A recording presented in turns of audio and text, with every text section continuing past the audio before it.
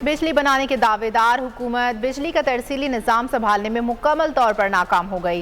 मुल्क में 3 माह में बिजली का दूसरा बड़ा ब्रेकडाउन मौजूदा हुकूमत की नाअहली का मुंह बोलता सबूत है। कराची तक खैबर सैकड़ों ग्रिड स्टेशन स्ट्रिप। वजीर तवानाई खुर्रम दस्तगीर ताहाल खराबी ढूंढने में नाकाम रहे। वजीर आजम शहबाज शरीफ ने रिवायती तौर पर बिजली के ब्रेकडाउन का नोटिस लेते हुए बरहमी का इजहार कर दिया। खुर्रम दस्तगीर से रिपोर्ट तलब करके आला सतह की तहकीकाती कमेटी भी तश्कील दे दी। तफसीली निज़ाम जो है उसमें किसी किस्म का खलल और ख़राबी या कोई हादसा नहीं हुआ।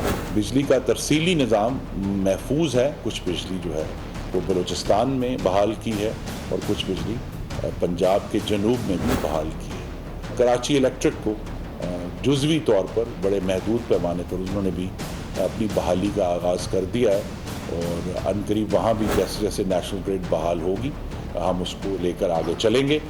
मुल्क की बिजली की बहाली की कोशिश कर रहे हैं। हमें कुछ रुकावटें आई हैं पाकिस्तान का जो हाइडल सिस्टम है उसको दोबारा चालू करने में।